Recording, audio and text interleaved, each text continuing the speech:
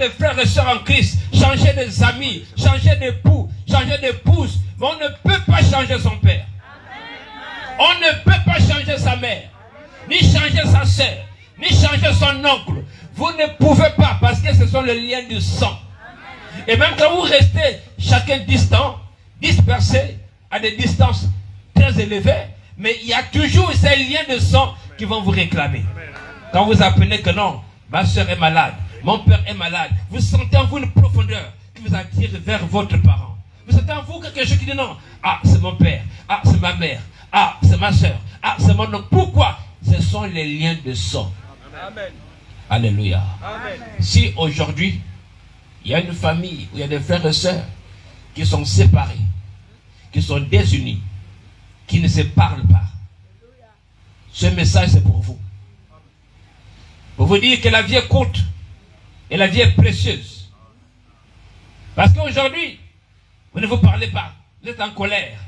Mais quand tu vas apprendre que ton frère est décédé, tu viendras pleurer. Quand tu vas apprendre que ta soeur est décédée, tu viendras pleurer. Alors que de son vivant, vous ne vous parlez pas. À cause d'une dispute des enfants. Chacun reste dans son coin. Non, tu restes, moi je reste. Et vous, c'est même vos disputes au niveau des enfants. Si moi et ma soeur, on ne se parle plus, on gère les enfants à l'intérieur, et aussi rentre dans la même situation, alors ça, c'est un esprit qui n'est pas bien. Amen. Aimons-nous vivons. Ça veut dire, même si nous sommes en désaccord, même si on a des points de vue différents, mais on doit tout faire pour maintenir le courage d'avoir le pardon les uns envers les autres, de se supporter. Il n'y a pas une famille où il n'y a pas de choc. Il n'y a pas une famille où il n'y a pas de bagarre, où il n'y a pas des incompréhensions. Toutes les familles ont des incompréhensions, ont des disputes, ont des manquements, mais les liens de la famille doivent être solides. Amen. À un niveau où on trouve la force de se réconcilier.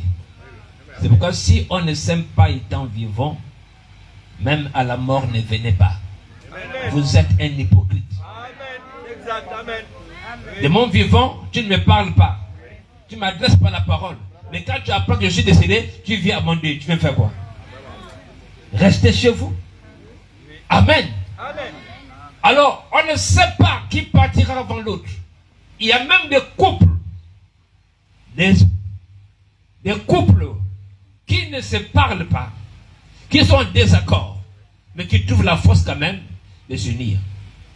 De se réconcilier. De demander pardon. Et c'est ça l'attitude chrétienne. Vous savez, aujourd'hui, j'ai vu des femmes